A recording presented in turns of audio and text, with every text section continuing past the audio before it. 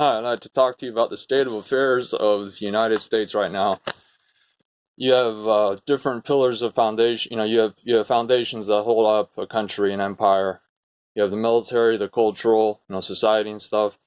Economic, obviously. I'm going to talk briefly about the military aspect and where we're at in the United States.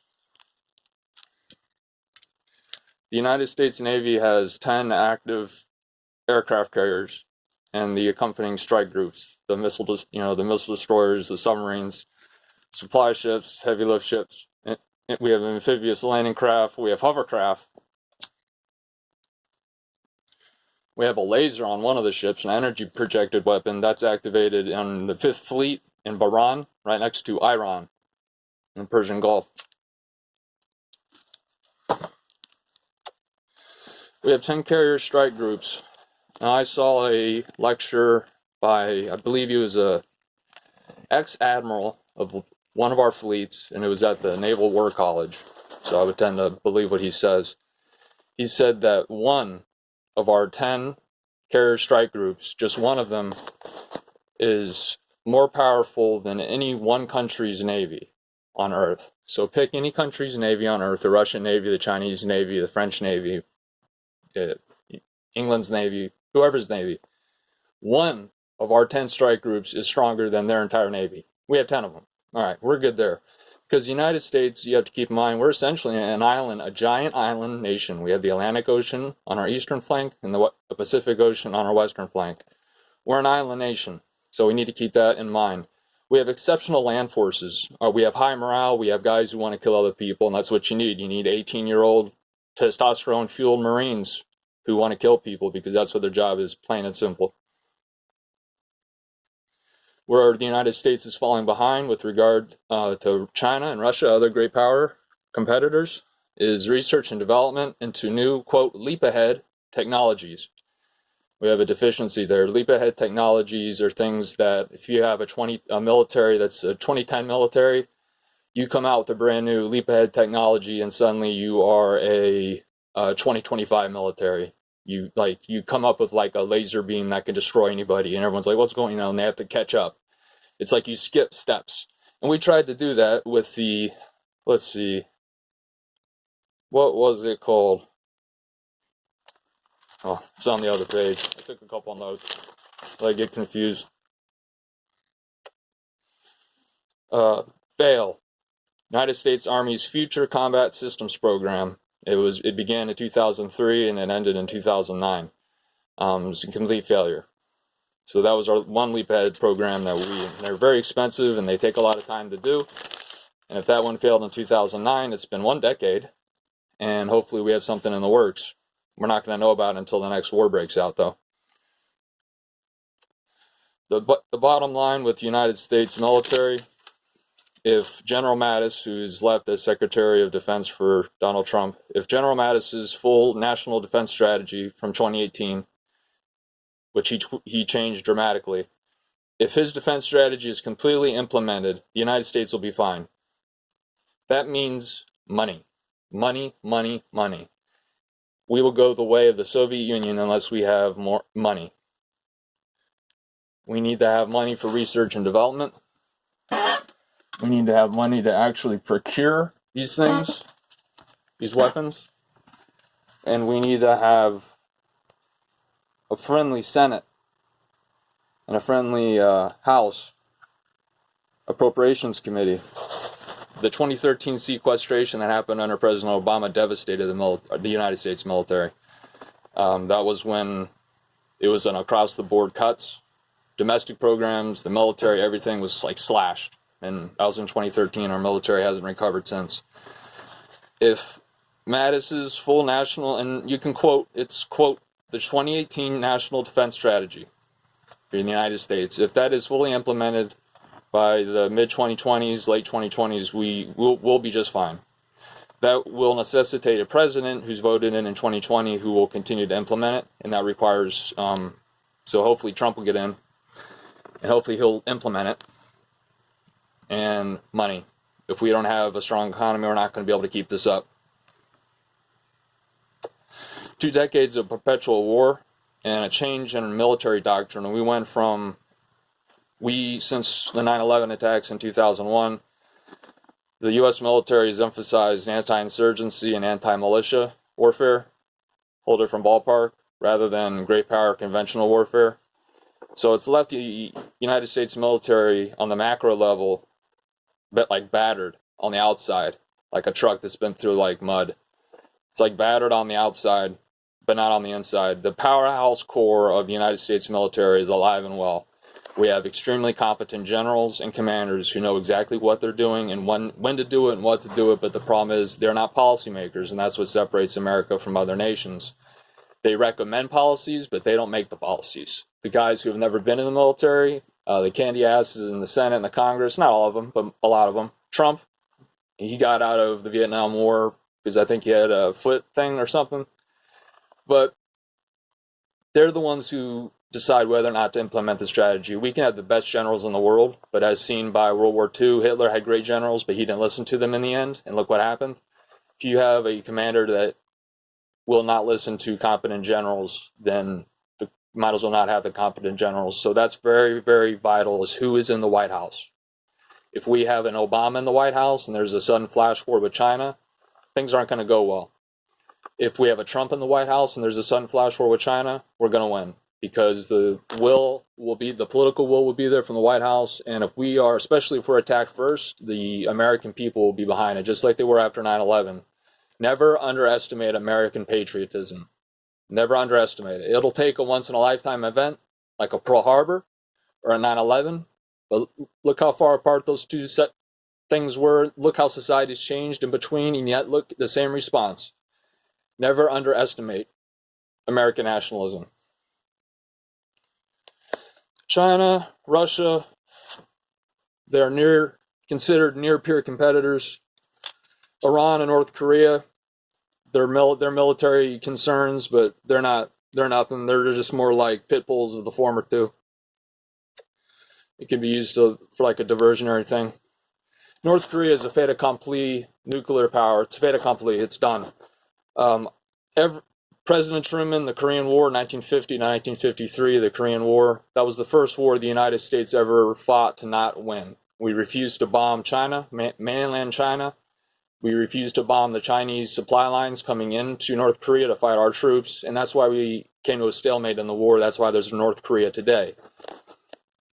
This circles back to the leadership thing. The military wanted to unify the peninsula and fight back against China, even if that required using atomic bombs. And MacArthur, that's one of the main reasons why he was relieved of duty, is he went to the media, he wanted to use atomic weapons, and Truman even considered using atomic weapons on Siberia, which would be Russia's heartland for their industry, their industrial heartland, which was created during World War II because they got pushed so far east. So Siberia, Manchuria, northeastern China, and the supply lines going across the Yalu River, getting off track. That was the first war that we fought not to win. As a result, there's North Korea. Otherwise, there would have never been a North Korea. It would have been one Korea under United States protection. So Truman, it's ultimately Truman's fault, but Truman and every president since him, except for Trump, because this came to full fruition under Obama, is at fault. And even Trump to a degree, but not as much as everyone up to Trump, because it came to full fruition under President Obama in 2013, around there. So every president since Truman is responsible for North Korea being in existence and being a nuclear power. The Western Hemisphere is vulnerable. I recently made a video called Introducing SATO, the South Atlantic Treaty Organization. It's a little bit long, but I recommend watching it, because Russian troops, Russian military aircraft, naval ships from Iran are now in the Western Hemisphere, right in our back door in Venezuela. So you might want to watch that video, because that's something that's going to be dealt with. The media doesn't really talk about it. I know everyone says this, but China is America's #1 21st century threat. And I mean like right now, 2019, immediate threat, China. They have de facto control of the South China Sea along what's called the 9-line map. If you go to Google and type in 9-line and then go to images, you're going to see a map. It's 9 dashes, and that's what China claims as its sovereign territory. The very bottom of the 9-dash line is about 600 to 900 miles away from mainland China. Every country in the world, according to international law, from their coastline, if they're on the water, they have 12 nautical miles that is their sovereign territory. After those 12 nautical miles, it's international waters. China is claiming 600 to 900 miles of what has always been, since World War II at least, international waters as their own. They're saying this is our territory. This would be akin to the United States. Let's just go from the East Coast, or go from the West Coast, go from California all the way out to like Hawaii, and say that this is all our territory. We can do whatever we want here. We can build a city here if we want, because that's what the Chinese have done in the South China Sea. They've gone hundreds and hundreds of miles away from their coast, and they've built islands. They've spent, and again, guess what? Under Obama, they built islands. They spent years dredging sand, putting it on top of coral reefs that just barely stuck up underneath the sea. There were just features like the Spratly Islands and stuff like that, the different island chains throughout the South China Sea, which again, Google it, you'll see the expansive, it's a tremendous amount of territory that they're saying is theirs. That no one can, that entering that territory would be the same as entering China proper with troops. That's what they're saying. And it's slowly happening because there's nothing that can be done about it short of war. It's done. C'est fait accompli. It's done. Xi Jinping, the leader of China, he has been claimed the leader of China for life.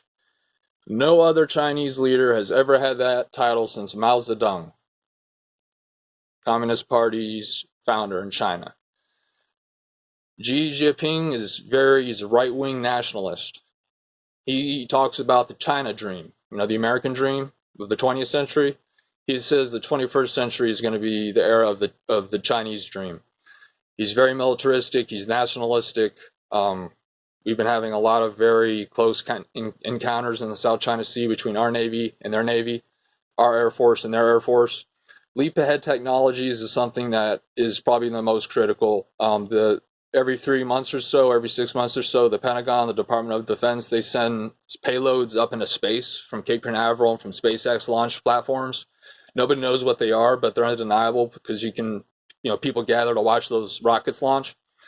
I have a friend who works at SpaceX. Can't I say his name though? Nobody knows anything about it. It's from the Department of Defense. It's like a military jet. It looks weird. Excuse me. But you can see pictures of it. People take pictures of it. No one knows what's in it. It's like a weird space plane, rocket kind of thing. It goes up for 3 months. It comes back. It lands. And then another one 3 months later goes up. So who knows what they're doing? I do know that we have satellites that I believe have already been equipped with lasers. 15 years ago, I read about us, then President Bush, wanting to use laser technology on satellites and mirrors that would be adjustable to utilize the sun's rays to reflect off and target enemy satellites to knock them out. Lenses, mirrors, and lasers. That was 15 years ago. They're saying we're thinking about doing it now. Well, I think the research and development has been done, and I think that they're currently deployed. Hypersonic weapons. These are glide platforms, gliders, not in the traditional sense. They're like space planes. They go Mach 13. They go up into the atmosphere as if they're they are an intercontinental ballistic missile. They go straight up like into space, and then they glide back down through the atmosphere. They're gliders. They go 9,896 miles per hour. Once again, they go 9,000 miles per hour. Okay, and they're guidable, so they can execute. We have missile defense, but our missile defense is based on ballistic missiles. Ballistic missiles go straight up, and they have an arc, and it's predictable. You can use science and math to try to knock it out of the sky. These gliders, they go straight up, and then they glide back in, and they're maneuverable. So you could execute, the people operating it can execute quick, sharp maneuvers. So if we do try to intercept it, they could conceivably be uninterceptable. That's something that the United States, China, and Russia are all doing. We're all working on that. The active military personnel, just real quick, by country. The United States, we have one, and these are guys that are on standby. This is our standing army. If crap popped off right now, this does not count reserves. This is not counting, and there's a big difference. We've used a lot of reserves and National Guard in fighting active combat in Iraq and in Afghanistan. So this is not counting reserves, which number in the hundreds of thousands, sometimes in the millions, depending on the country. These numbers are right now standing army ready to go. United States, 1.3 million troops, and this is all branches. China, 2 million, so they have 1 million up on us. Russia, 900,000. Iran, 500,000. North Korea, 1.2 million. Again, the United States, 1.3 million. China, 2 million. Russia, 900,000. Iran, 500,000. North Korea, 1.2 million. Japan, 245,000. We are remilitarizing them. So the Bushido Code, 250,000 man army is pretty good. Israel has 175,000. The UK has 150,000 and France has 200,000, which is ridiculous. India has a 1.3 million man army. They would help us against China. They would tie down Chinese forces along their border. Germany, which we also need to remilitarize along the lines of Prussia and Otto von Bismarck, pre-World War I Germany, they have 175,000. We need them to remilitarize as well. They could help us against Russia and Europe. And then the Japs, the Japanese, the Slopes, the Japs, they can help us against, and I like the Japanese, I like Japanese women. They can help us against China. They are, other than us, they're considered to have the best regional navy in that area.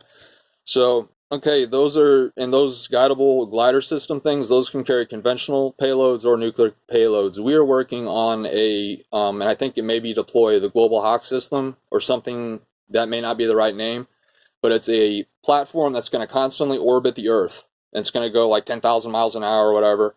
And it's going to be capable of dropping not an explosion, not an explosive warhead, not a nuclear weapon. It can if you want, but that's not what we're going to use. We're going to use like a rod of steel or whatever. And it's going to be shot out from space at such a velocity that whatever it hits, it's going to be akin to, if not much worse than a nuclear weapon. Except no radiation fallout, none of that bullshit. It just hits the Earth with such magnitude. It's like a comet without the fire kind of thing. So, all right, I'm at 17 minutes to see who watches this. And by the way, speaking of Prussia, the Kingdom of Prussia, that's the flag right there. Prussia, they're the ones who made Germany. Google it.